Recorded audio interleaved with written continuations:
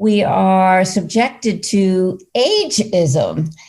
So it's the combination of gender bias and ageism because we face it as women earlier than men because of the emphasis on our looks and youthfulness. So ageism hits us much earlier, much harder, and it's that combination, the intersection of the two, that is a double whammy hit.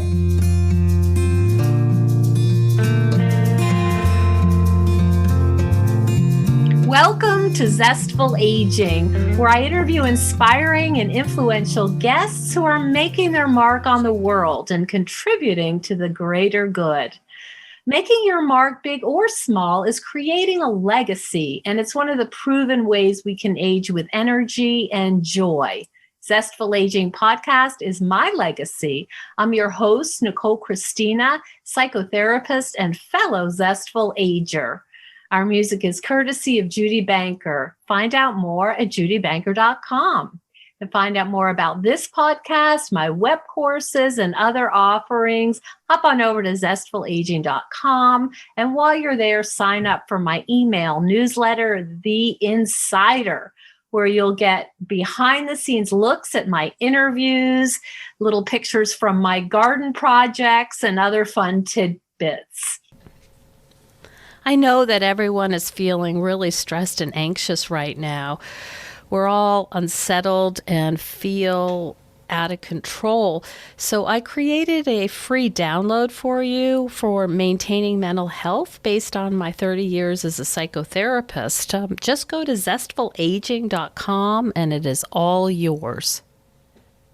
Well, as usual, I've got my loyal Jack Russell Sparky lying right beside me, and we have a great interview for you today. So let's begin.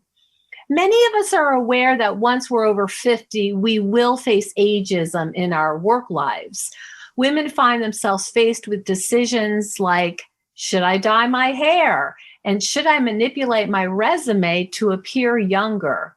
Today, we're going to talk about the challenges of being an older woman in the workforce and how we can successfully navigate this difficult road.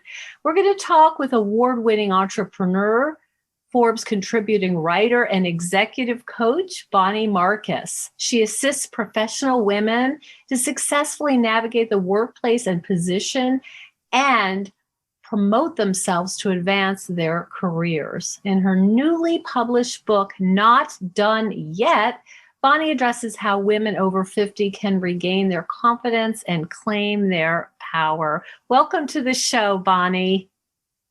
Thank you so much for having me. It's such a pleasure to finally speak with you after a lot of technical difficulties, and I'm delighted to have you. We're talking about a very serious and pervasive problem, and I know our listeners have experienced it, and if they haven't, it's something I'm sure that's on the radar for them. You talk about something called the double whammy. Can you talk more about what this means? Well, the double whammy is gendered ageism. So as professional women, we've experienced a gender bias in the workplace throughout our careers. And we are not paid equally. We don't have equal opportunities for sponsorship, for advancement. And now that we approach 50 and beyond, and we start to show visible signs of aging, we are subjected to ageism. So it's the combination of gender bias and ageism because we face it as women earlier than men because of the emphasis on our looks and youthfulness. So ageism hits us much earlier, much harder, and it's that combination, the intersection of the two, that is a double whammy hit. So here's maybe a bit of a naive question. It's one of those that I think I know the answer, but I bet you have something to say about that. What is the first indication that we are aging, that people notice and say, oh, she's looking a little older than our new hires? What do people notice first typically? Well, I think we notice first that all of a sudden we're the oldest one on the team. A few years ago, I was coaching a 58-year-old female attorney, and she worked for a large tech company in Silicon Valley, and she had been on this legal team for 8 years and done really, really well. She had a great track record. And she did begin to notice things shift, that she wasn't invited to key meetings, that people weren't seeking out her opinion anymore. And over time, what she noticed was her workload was being redistributed. And that's dangerous because if, she knew, and of course I knew as her coach, if she didn't have a full portfolio, it would be easier to push her out. So I think that we begin to notice these things over time. That sprinkled with, oh, she's so old, or, oh, you remember that. You were around with Abe Lincoln, right? Like, oh, you're over the hill. You're such a dinosaur. Some of these comments, sometimes they are meant as a joke. But of course, they are still loaded with, age bias, ageism. Mm-hmm. It seems to me, and I have my own bias as a psychotherapist, but it seems to me that depending on who this is happening to, they may have very different reactions. I could see that somebody like, for example, the attorney you're speaking with, somebody might feel really hurt by that, feel rejected, and actually become more passive, and might just sort of fade into the woodwork. And other people might really get angry and call it out in a way that may feel threatening to fellow workers. How do we balance being assertive and saying that's not appropriate, or where's my workload, in a way that doesn't have in a way that people might be able to receive? Right. So you bring up a couple of really good points. I think, the danger is, of course, let's talk about the first scenario. Okay. That women feel that they are being marginalized and sidelined, and recognize that it's because of their age. And so they pull themselves back. And I talk about this in the book, that what we don't want to do is sideline ourselves.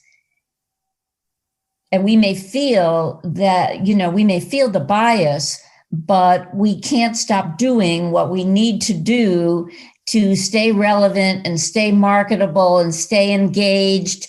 And so that means, raising your hand, speaking up, still offering your opinions, preparing for meetings so that you have pertinent ideas and opinions to suggest to the group, staying up on your skills, advocating for yourselves, all the things that I talk about in the book. It's kind of a middle ground between being in your face, kind of like you're second scenario where you're full of rage, because that obviously is not going to work against you either. Either way, either scenario can lead to a pink slip.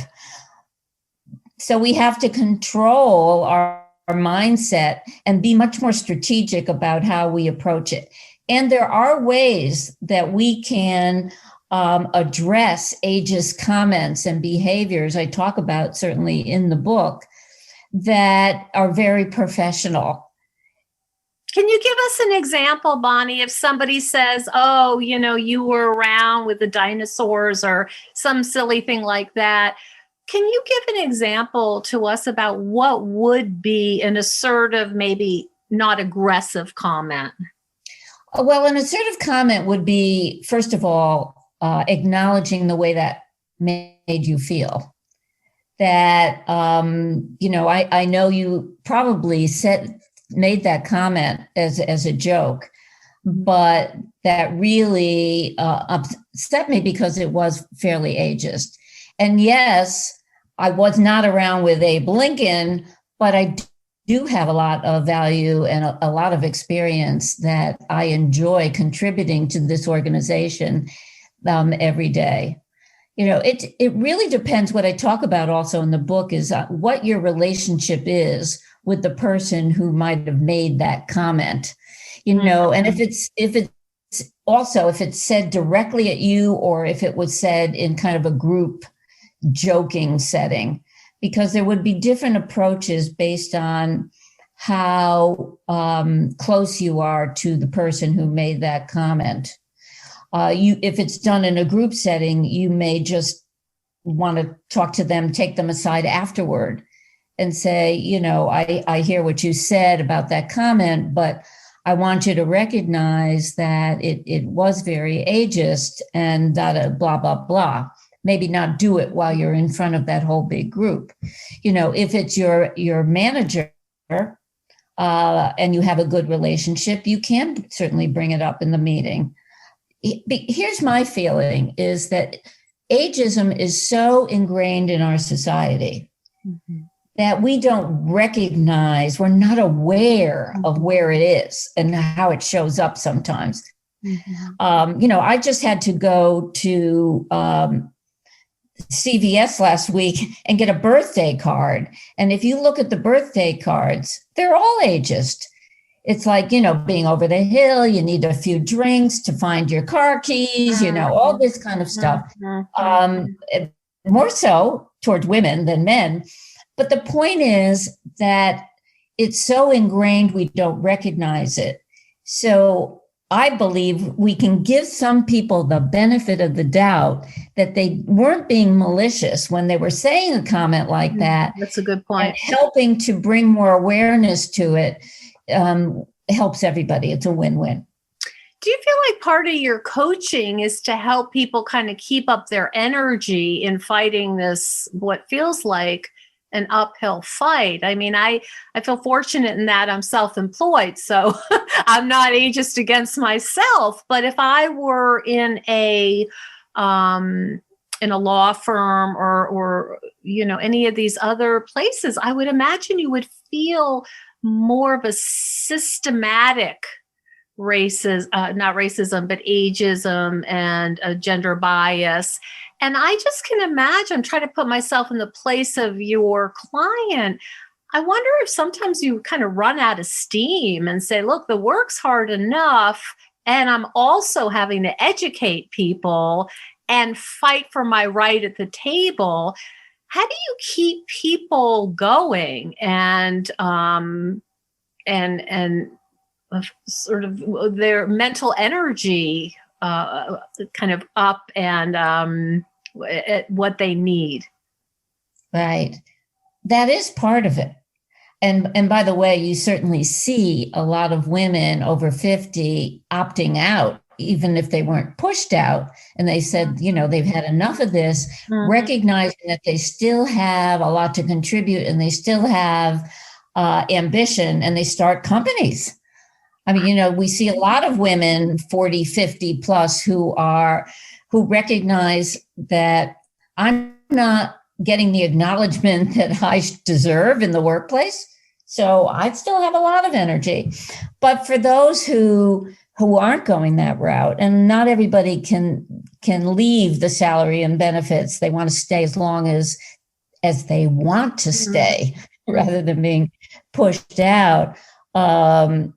There's a whole section in my book called Be Your Badass Self. That's the third section of the book, which connects you with owning the power and the wisdom of your age and connecting with your badass energy to give you more confidence and enthusiasm so that you can show up at work with that kind of energy. Because, here's the other thing.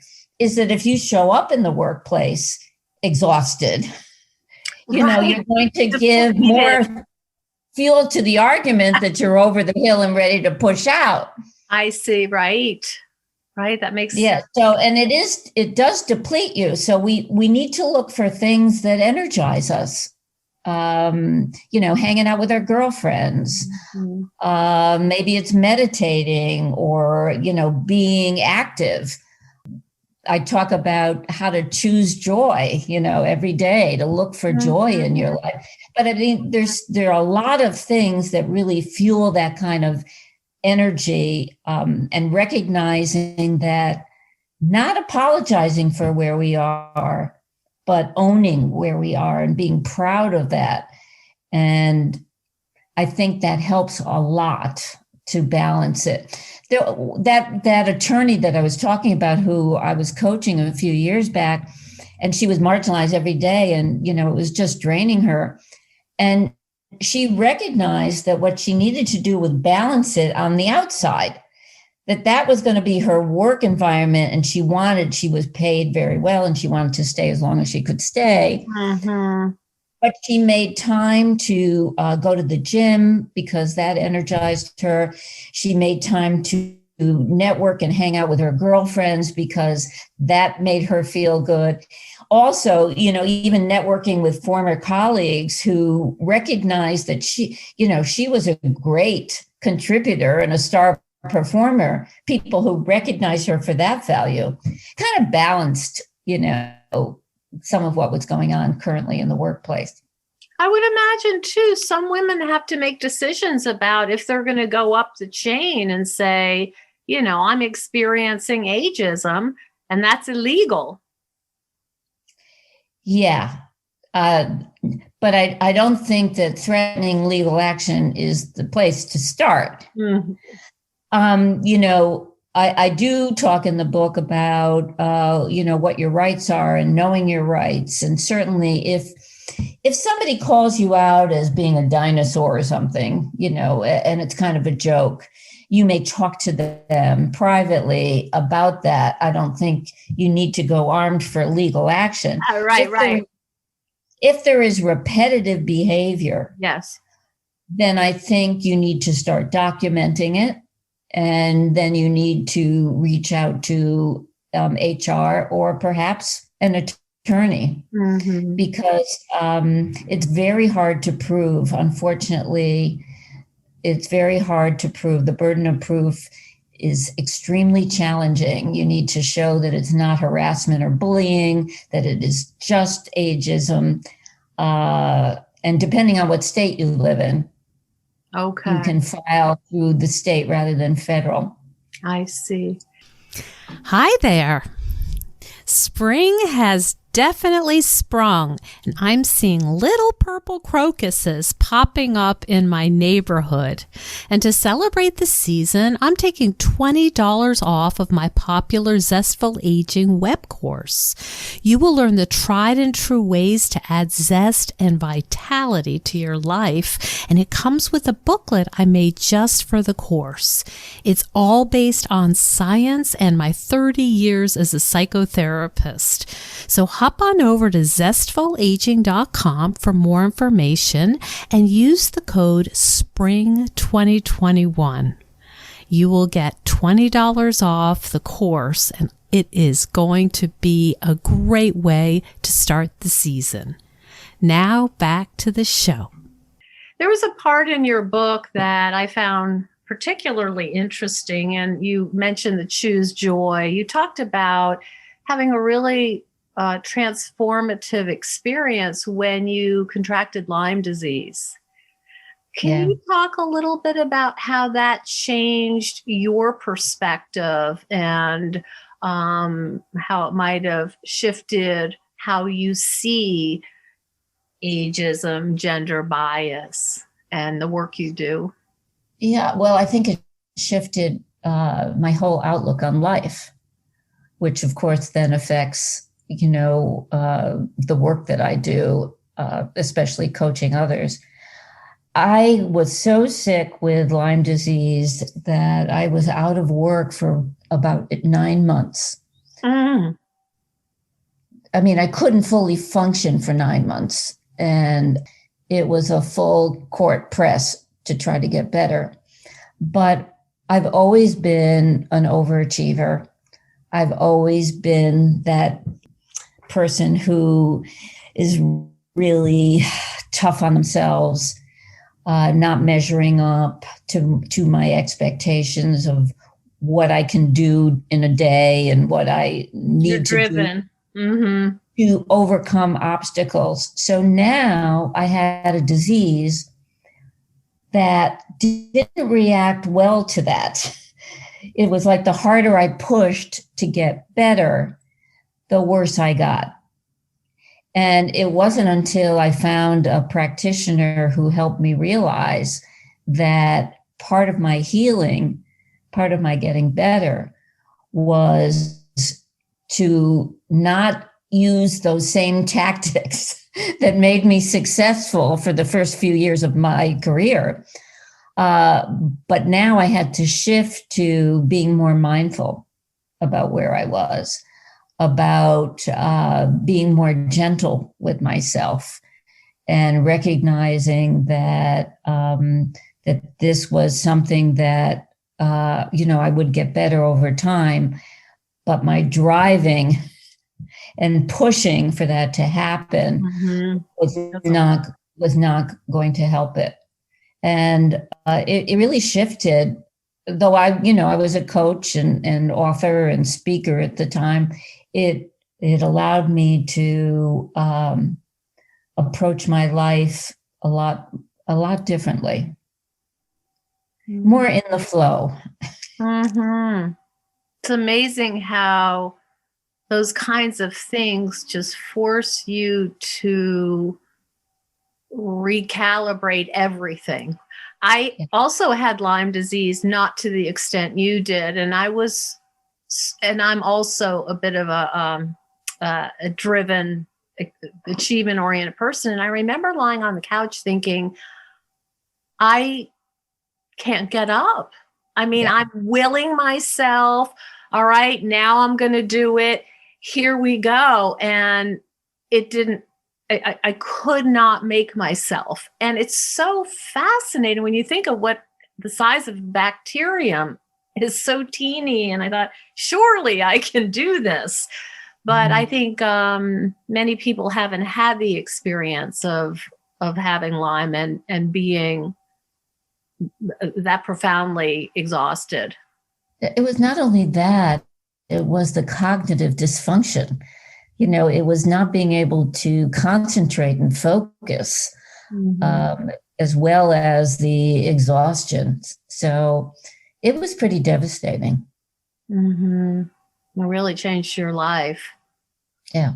When you talk to people now, when you're coaching, how do you weave that in to how you're helping them be successful in their lives? Well, first of all, I think I take the approach of, it has to be a more holistic view. And the women who come to me are ambitious.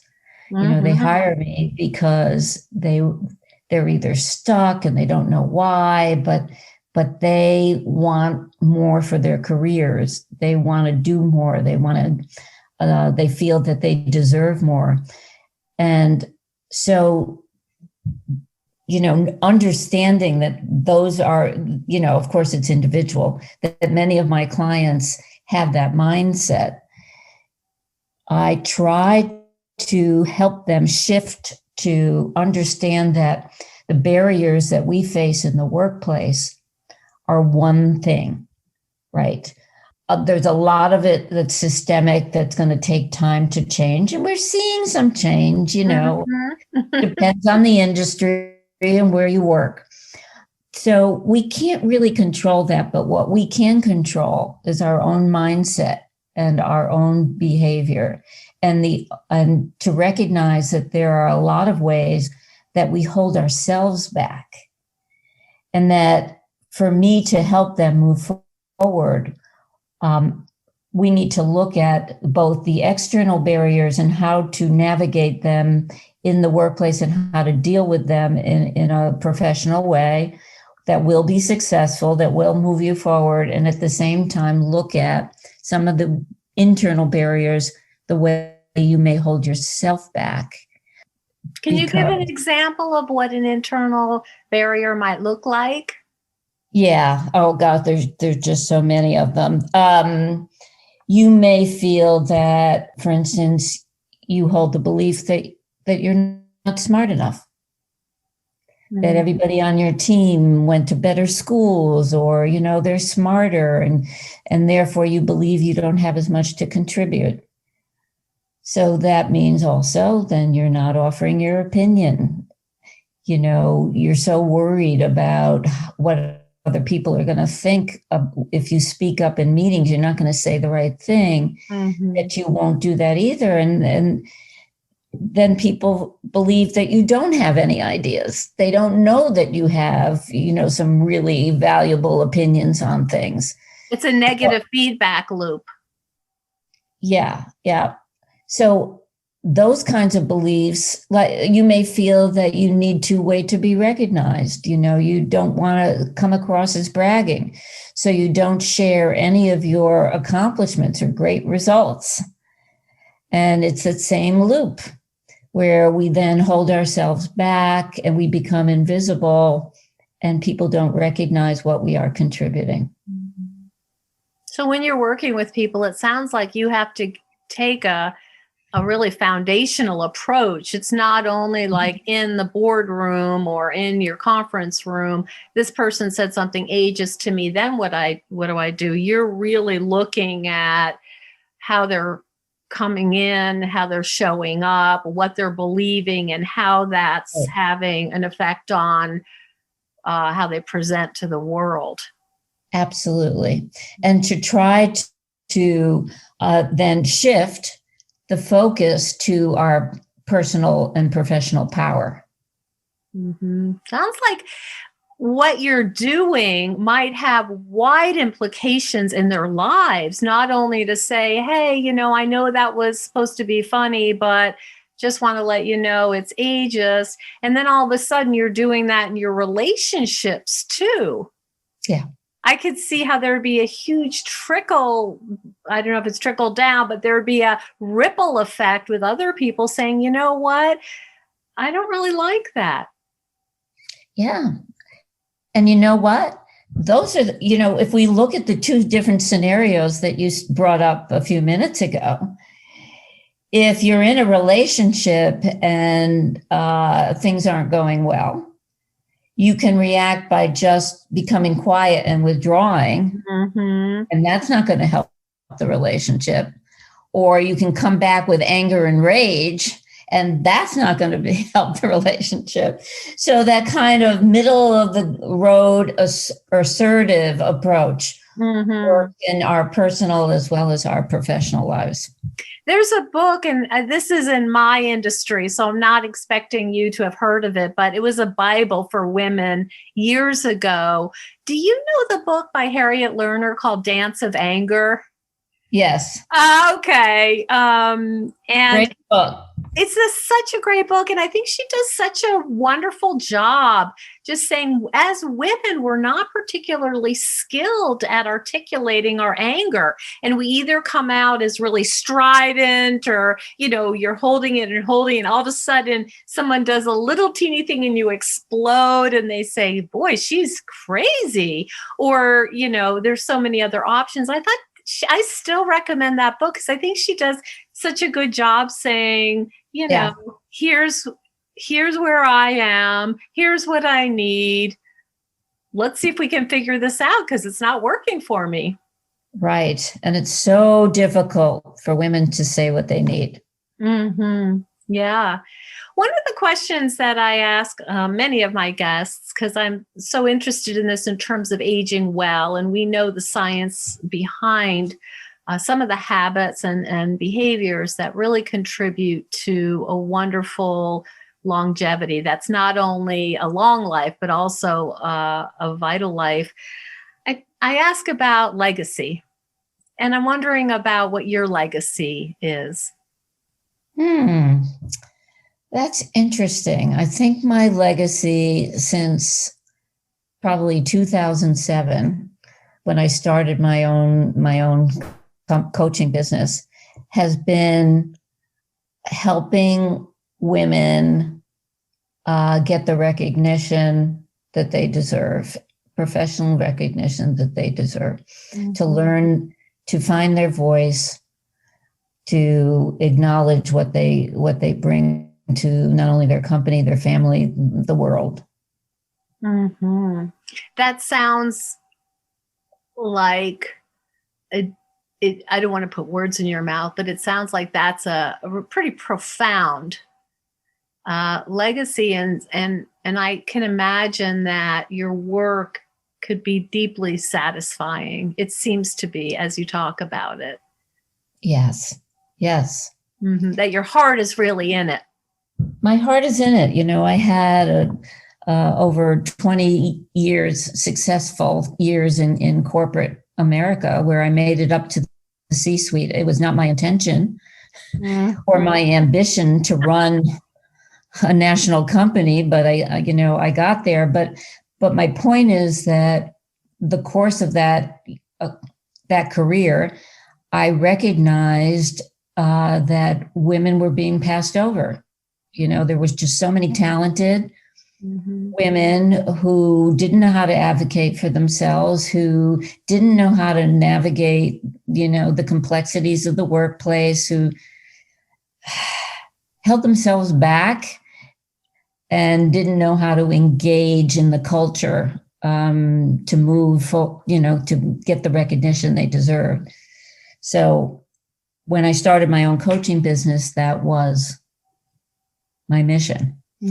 And, my first book, The Politics of Promotion, helps women to deal with the office politics and what they need to succeed at any age.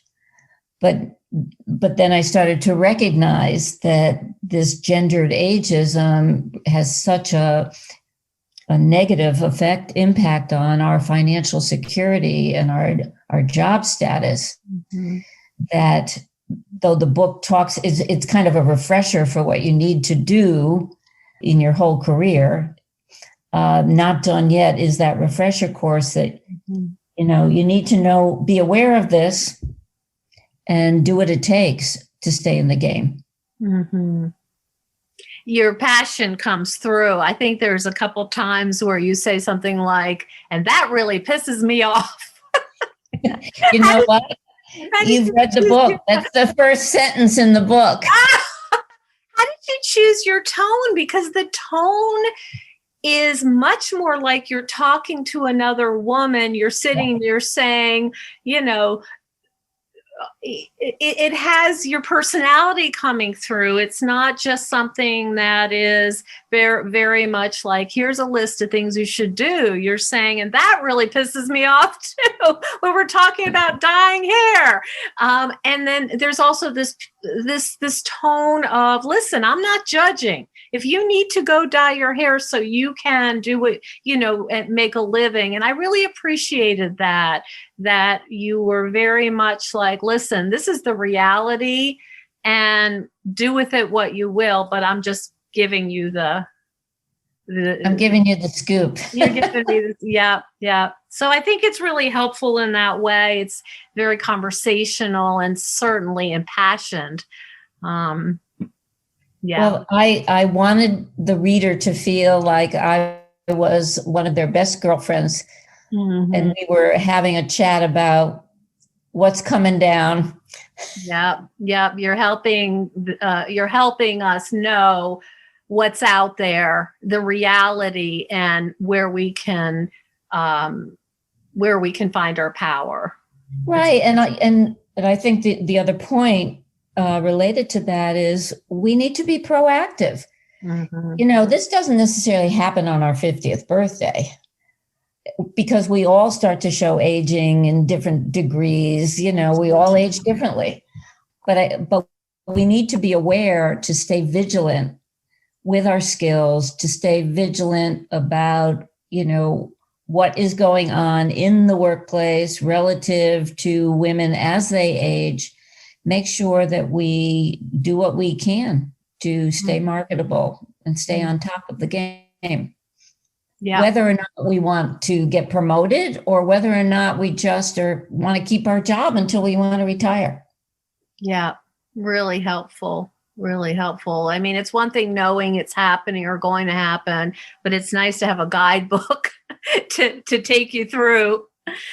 So, well, I really appreciate your work, Bonnie, and I think our audience will appreciate it as well. The new book is not done yet. Where can people find out more about you and all of your work? They can find out about me on my website, Okay. which is bonniemarcusleadership.com. Okay. I also have a podcast, Badass Women at Any Age, which it's weekly, goes live on Tuesdays. And I interview women who have overcome different obstacles. They share their own personal journeys, their badass journeys. Where do you find your women? Oh, for the most part, they find me now that I think I'm on my 80th episode now, but where do I just find them on LinkedIn? I find them on different, articles, and they reach out to me, which I love because that shows they own that they're badass,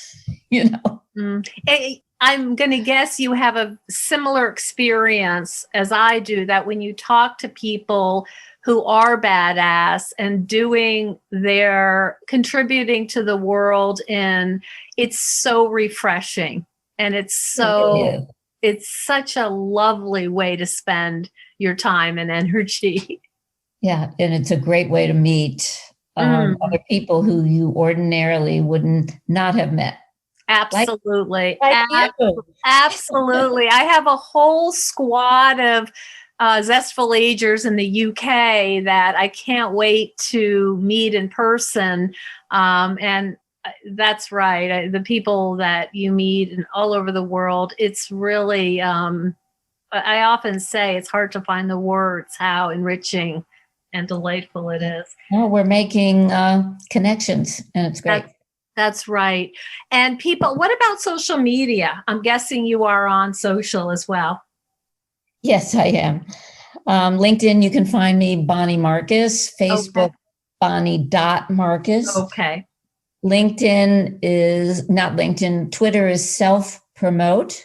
Okay. And Instagram is self_promote_.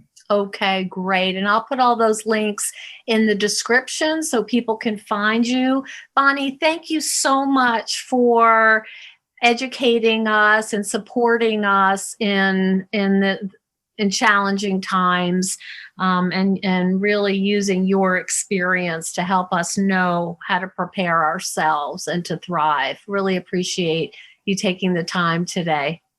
Well, thank you for the opportunity. It was great. Thank you so much for joining us on Zestful Aging. If you like the podcast, please share it with some of your friends. I love to hear from my listeners. Send me an email at NicoleChristina.com. It's no secret that everyone's feeling pretty restless and unsettled right now. Our lives are upside down and the future is feeling pretty uncertain.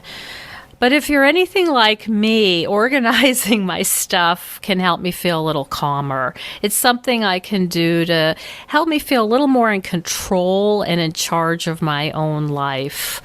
If you think decluttering could help you feel better and you could use a little assistance with that, check out the online course I've developed with professional organizer and designer Carrie Luderin. It's called Too Much Stuff. And too much stuff is different from other courses or articles or guidance you may have used up. We give you clear steps to deal with the clutter and the tools to help you face the overwhelming feelings and the emotions that come up when we're going through our clutter. And a lot of those emotions are just feeling anxious or guilty or just basically flooded with a lot of different confusing feelings. The course is really practical. It's realistic. The lessons are short and punchy, and they're really manageable. We're not trying to set you up for some long exploratory, super in-depth, burdensome experience. We want something really helpful for you right now. We all need help with our anxiety. So being surrounded by more calm and less chaos can really help. So now's a good time to clear out the clutter so we can focus on what's really important in our lives. So find out more at zestfulaging.com. You'll see more about this under the web courses tab. If you have any questions, just shoot me an email at zestfulaging@gmail.com. Thanks so much. And stay tuned next week for another interview with a fascinating and inspiring guest.